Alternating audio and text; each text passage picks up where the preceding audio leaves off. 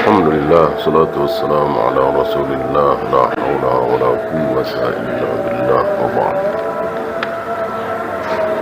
Ada pertanyaan? Apa perbedaan keimanan antara Heraklius dengan Raja Najasyi? Ini menarik. Heraklius tadi sudah kita bahas, meyakini dalam hati tapi tidak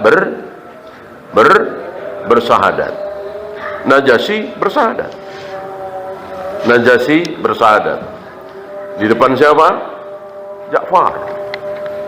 Ja'far bin Abi Thalib.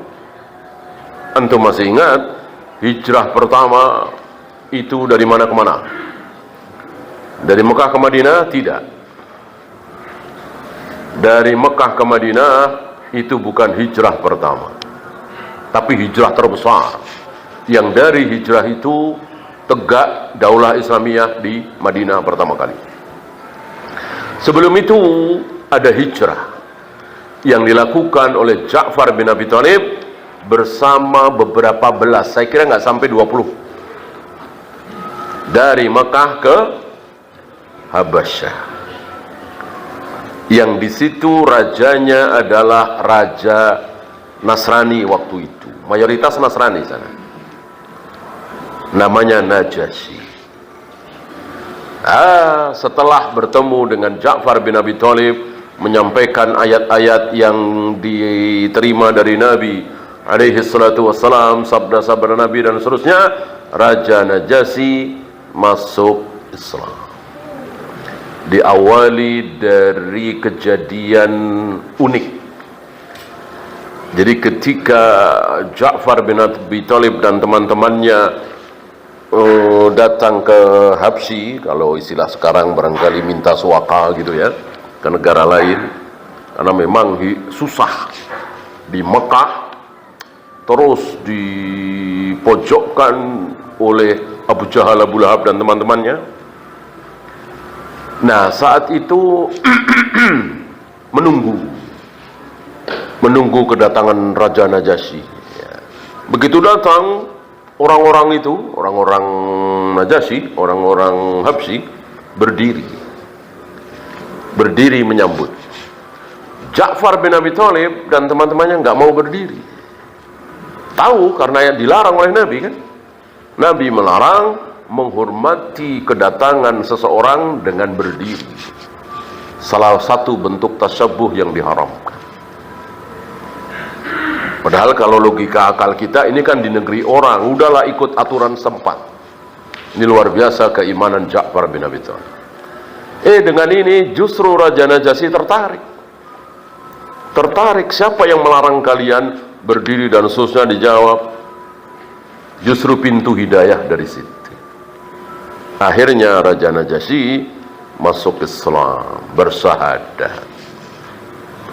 Bahkan kematiannya dikhabarkan, kematian Raja Najasyi dikhabarkan oleh Allah lewat Jibril kepada Rasulullah sallallahu alaihi wasallam. Ketika dikhabarkan, Nabi mengajak para sahabat untuk sholat gaib. Satu-satunya sholat gaib yang pernah dilakukan oleh Nabi sallallahu alaihi wasallam.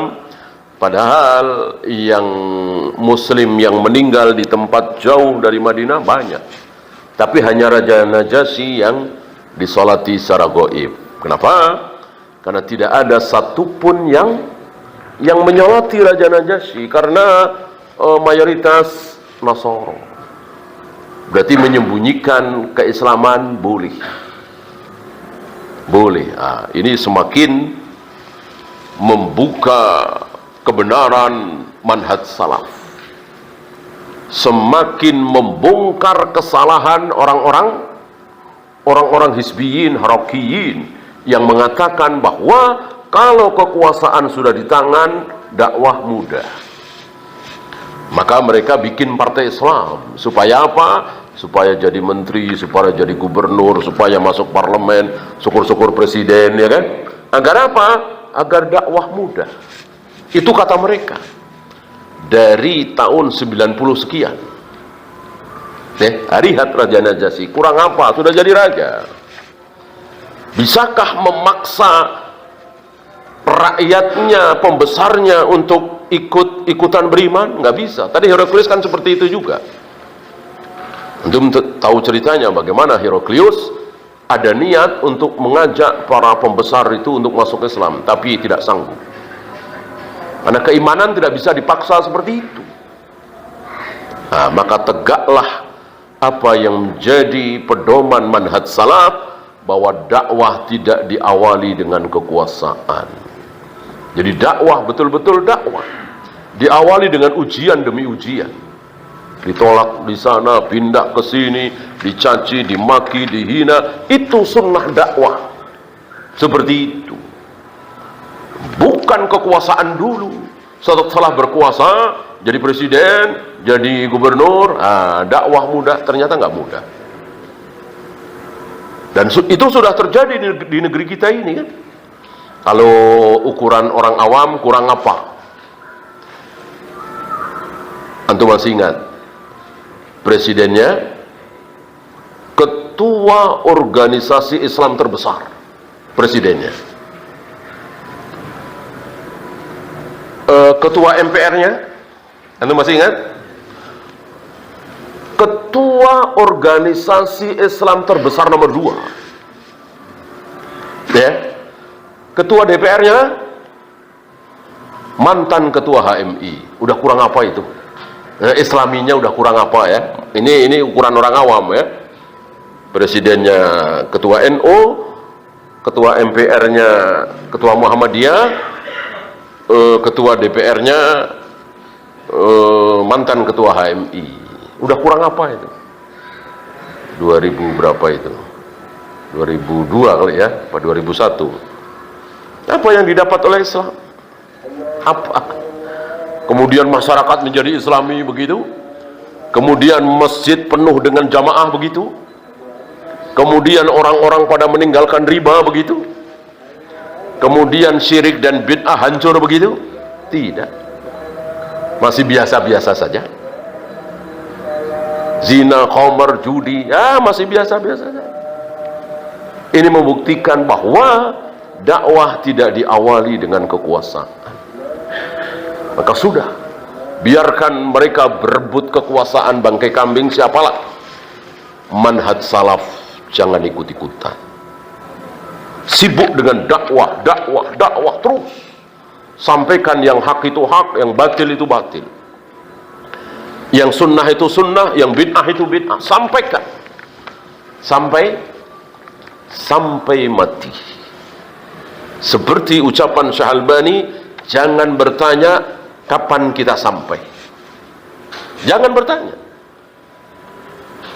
Dakwah mulu, ngaji mulu, kapan jihadnya, kapan punya daulah Islamiyahnya, jangan ya. Kita terus berjalan di situ, di jalan itu, di jalan dakwah ini, jalan sunnah itu. Ya, walaupun mati di jalan itu. Jangan bertanya kapan kita sampai, kapan punya negara Islam. Enggak, itu bukan tujuan. Ada kalanya sampai, ada kalanya tidak sampai. Banyak para sahabat yang tidak sampai. Belum apa-apa udah mati. Mus'ab bin Umair kan belum apa-apa. Sampai Utsman bin Affan kalau ingat Mus'ab bin Umair itu sedih gitu ya. Sementara zaman beliau kan luar biasa, zaman keemasan Islam, kaya raya, luar biasa kaum muslimin. Ingat Mus'ab bin Umair, ingat yang sudah pada meninggal saat kaum muslimin masih miskin, saat Islam masih lemah, belum punya apa-apa. Ya nggak masalah. Mendapatkan di surga luar biasa. Jutaan kali lebih hebat dari kejayaan Islam di surga. Ya.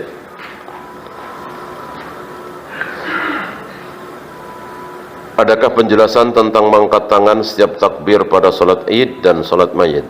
Tidak ada ya. Yang ada Nabi takbir 7 kali, takbir 5 kali. Salat Id. Takbir 4 kali salat mayit. Takbir. Takbir itu suara apa gerakan? Suara. Namanya juga takbir kan. Bunyinya Allahu Akbar. Ya. Antum kan sering dengar takbir, Allahu Akbar. Takbir begini, enggak kan? Nah, berarti takbir itu Allahu Akbar, bukan mengangkat tangan. Kalau mengangkat tangan kan raf'ul yadain, mengangkat kedua tangan. Nah, dikatakan Nabi bertakbir 4 kali, Nabi bertakbir 7 kali, Nabi bertakbir 5 kali. Bukan Nabi ngangkat tangan 7 kali, ngangkat tangan 5 kali, enggak.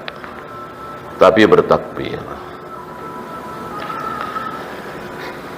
Ketika berwudu, tetesan air wudu berjatuhan bersama dosa-dosa. Apakah ini setiap wudu? Iya, setiap wudu. Wudu untuk salat asar, wudu untuk salat maghrib, wudu untuk salat duha, wudu bahkan tidak mau salat tapi berwudu setelah kencing di kamar mandi. Semua wudu. Yang membedakan harus bawa dalil. Apakah mati bunuh diri kekal di neraka? Kalau kekal di neraka berarti tidak diampuni, ya kan? Padahal Allah mengatakan dosa yang tidak diampuni oleh Allah ada berapa? Ada 1. Apa? Syirik. Bunuh diri jelas bukan syirik. Ya? Insya Allah diampuni. Walaupun di ayat dikatakan khalidan fiha, kekal di neraka.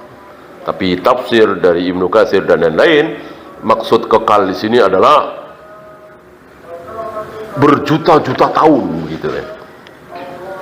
Saking lamanya, atau mungkin bermiliar tahun, sampai dikatakan kekal. Pada akhirnya akan diangkat dari neraka. Allah mengangkat derajat penuntut ilmu. Apakah ilmu yang dimaksud di sini ilmu syar'i atau ilmu dunia? Jelas ilmu syar'i lah.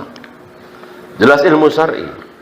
Bukan ilmu komputer, bukan ilmu tentang mesin, ilmu tentang ini dan itu. Ya, itu derajat di dunia. Di dunia iya. Ya kita tahulah yang berilmu terangkat derajatnya. Di dunia. Kalau di akhirat yang dimaksud adalah ilmu syar'i. Wallahu a'lam. Ya, itu saja. Subhanakallahumma bihamdika asyhadu an la ilaha illa anta astaghfiruka wa atubu ilaik. Assalamualaikum warahmatullahi